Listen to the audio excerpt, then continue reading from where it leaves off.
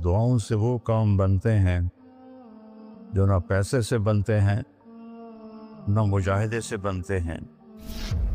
मुझे पता नहीं कि अल्लाह ने ये सारा निज़ाम मेरे साथ क्यों चलाया, कैसे चलाया। तुम वापस आए तो दोनों माइयाँ अरब वाली की थी, सोई पड़ी थी। मैंने कहा अम्मा जी उठो, थोड़ा घर वेख आया, तुम ले जाना। तुम में से एक एकदम वे बेटा तेन वो तेन रब अपने सोने दियां ज़ियारतां कराई रखे। मैंने बेगम से कहा बेगम ये दुआ कबूल हो गई। 90 से लेकर आज तक बिला नागा मेरे रब ने मुझे अपने घर बुलाया। लिहाजा मैं उसके सामने ऐसे मुंह करके खड़ा हो गया। वो ऐसे दुआ मांग रहा था, मांगते उसने जब ऊपर नज़र उठाई तो मुझे देखा, तो उसने ऐसे भी नहीं किया, उठे ही हाथ छड़े दौड़ के मेरे पास आया। कहने लगा मौलाना तुहानू पता मैं की दुआ कर रहा। मैं कहा मैं कोई नजूमिया जो इन्हों पता लगे हुए। कहने लगा मैं ये दुआ कर रहा, या अल्लाह मौली तारिक जमील को अम्मा की दुआ लगी हुई है, वो ज़रूर आया होगा हज पर, वो जहाँ भी है मुझे मिला दिया। क्या ये मेरे अल्फाज ख़त्म हुए तो तू सामने खड़ा था।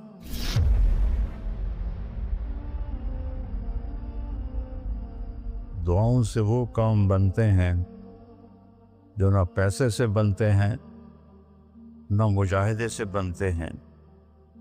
मुझे पता नहीं कि अल्लाह ने ये सारा निज़ाम मेरे साथ क्यों चलाया, कैसे चलाया। ये एक वाक़या की तरफ मेरा जहन जाता था। सर्दी शदीद थी और आइलैंड सुनसान होता था। बाहर बाजार में 2 होटल थे, एक चाय की दुकान थी। तो मैं बरामदे में खड़ा था तो मेरे उस्ताद साहब रहमतुल्लाह अलैह मौलाना अब्दुल रहमान, उन्होंने करवट बदली किया। तो उनके करीब दूसरे उस्ताद लेटे हुए थे, मौली अहमद बटला साहब। कहने के मौलाना क्या हुआ? कहने के सर में बहुत दर्द है। बस ये सुनना था कि मैं ऊपर गैलरी में मेरा बिस्तर था और वो इतनी सख्ती थी गवर्नमेंट में कि ये जो घड़ी बांधना भी वो क्या था, खिलाफ कानून था, और थर्मस रखना भी खिलाफ कानून था। मुजाहिदर ठंडी चाह पियो। तो 2 लड़कों ने थर्मोस चोरी रखा हुआ था, तो मैं एक को मैंने जा उठाया। मैंने बोले थर्मोस किथे? कहता वो पड़ा हुआ है, वो पड़ो। तो मैंने उससे उठाया, बगल में डाला और मैंने बाजार की दौड़ लगा दी। 10 बज रहे थे और 10 बजे सन्नाटा 250-300 का तो मजमा होता था रायमंड। कि या अल्लाह कोई दुकान खुली हो, या अल्लाह कोई दुकान खुली हो। तो मैं नंगे पाँव, दिसंबर का महीना था, मैं नंगे पाँव दौड़ा और मैंने देखा तो वो चाय की दुकान का दरवाज़ा बंद था और रोशनी आ रही थी। मैंने कहा ये लगता खुली हुई है। तो मैंने उसके किवाड़ ऐसे किए तो वो खुल गया। तो आगे वो दुकान वाला, उसका नाम था अनवर मुल्तानी रहमतुल्लाह। ये मैं आपको बता रहा हूँ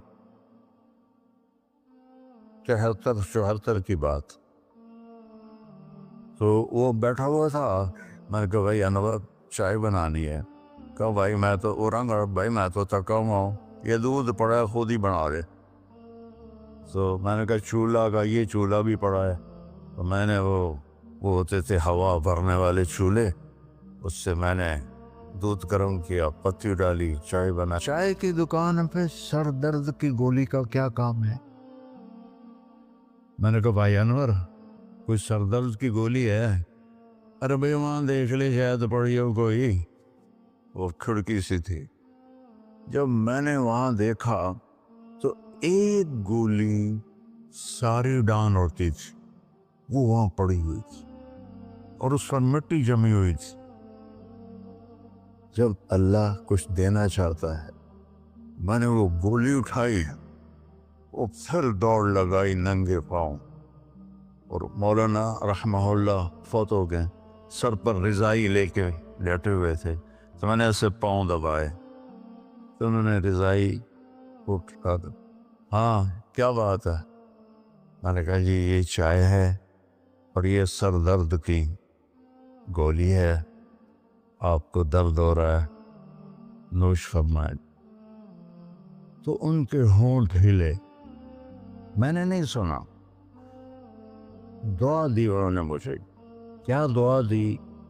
وہ خود فرماتے تھے کہ طارق جمیل کی قبولیت میری دعا سے ہے، اور ایک میرے ساتھی تھے مولوی خورشید کی قبولیت میرے ڈنڈوں کی وجہ سے، اس کی پٹائی بہت کی تھی انہوں نے، تو میرے بارے میں فرماتے تھے کہ یہ میری دعا کا اللہ نے اس کو سلا دیا ہے۔ تو انہوں نے بے ساختہ مجھے دعا دی، انہوں نے سنی نہیں، چائے پلائی، گولی کھلائی، اللہ نے کیا سے کیا کرتے۔ میں اپنی بیگم پھوپھی رحمۃ اللہ علیہ، والدہ رحمۃ اللہ علیہ کے ساتھ حج پہ گیا، ان کو لے کر میں باہر نکلا تو دو بوڑھی عورتیں بیٹھی تھیں۔ میں کہ اماں جی کیوں بیٹھی ہو؟ کہ پوتا راہ بھول گئی ہیں۔ اب میرا بھی وہ دوسرا حج تھا، مجھے بھی مدینہ کا حدود اربا پتہ نہیں تھا۔ میں کہ کوئی ہے تھوڑے کول کارڈ؟ انہوں نے کہا اے کارڈ ہے۔ میں کہا چا آ جاؤ، اور دونوں چل پڑی۔ مجھے ایک عرب ساتھی نے پورا گھر دے دیا ہوا تھا۔ جو دروازے پر پہنچے تھے ایک اور کھانے لگی، نہیں میں نہیں جانتی، وہ کرنے کے دیکھ کے نا شور شریف لگتا ہے، کوئی ایڈی وڈی گل، آ جا آ جا۔ وہ دونوں کو لے کے میں نے اپنی بیگم سے کہا کہ ان کو کھانا کھلاؤ، اور وہ کارڈ لے کر میں اپنے ایک دوست کے پاس گیا، وہ جو جس کا گھر تھا۔ میں نے کہا اٹھو دکان سے اور یہ پتہ تلاش کروا۔ تو ہم دونوں گاڑی میں بیٹھے اور گھومتے گھومتے گھومتے کوئی آدھے گھنٹے کے بعد ہم نے وہ بلڈنگ تلاش کر لی۔ تو ہم واپس آئے تو دونوں مائیاں عرب والے کی تھیں، سوئی پڑی تھی۔ میں نے کہا اماں جی اٹھو، تھوڑا گھر ویکھ آیا، تم لے جانا۔ تو ان میں سے ایک دم اے بیٹا تینوں رب اپنے سونے دیا زیارتاں کرائی رکھے۔ میں نے بیگم سے کہا بیگم یہ دعا قبول ہو گئی۔ 90 سے لے کر آج تک بلا ناغہ میرے رب نے مجھے اپنے گھر بلایا۔ ایک 94 کا حج نہیں ہوا کہ وہ میری انگلینڈ تشکیل ہو گئی تو میں وہاں چلا گیا،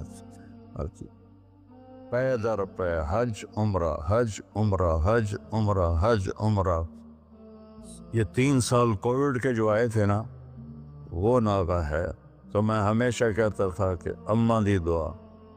اب ایک مزیدار قصہ سنا کے پھر نماز پڑھنی میں طواف کر رہا تھا تو میری نظر پڑی جواد وسیم پر، وہ مقام ابراہیم پر نفل پڑھ کے نا بیٹھ کے دعا مانگ رہا تھا۔ تو میں وہاں کھڑا ہو گیا، میرے ساتھی نے کہا طواف پورا کرنا بھی ہے۔ میں کہا پتہ نہیں اٹھ کے کتنے چلا جاوے، لہٰذا میں اس کے سامنے ایسے منہ کر کے کھڑا ہو گیا۔ وہ ایسے دعا مانگ رہا تھا، مانگتے مانگتے مانگتے اس نے جب اوپر نظر اٹھائی تو مجھے دیکھا، تو اس نے ایسے بھی نہیں کیا، اتھے ہی ہاتھ چھڑے دوڑ کے میرے پاس آیا، کہنے لگا مولانا تمہیں پتہ میں کی دعا کر رہا ہوں؟ میں کہا میں کوئی نجومی ہے جو انہوں پتہ لگے ہوئے؟ کہنے لگا میں یہ دعا کر رہا، یا اللہ مولی طارق جمیل کو اماں کی دعا لگی ہوئی ہے، وہ ضرور آیا ہوگا حج پر، وہ جہاں بھی ہے مجھے ملا دیا۔ کہ یہ میرے الفاظ ختم ہوئے تو تو سامنے کھڑا تھا۔ تو اس میں آپ کو دعائیں ملیں گی بڑی زبردست۔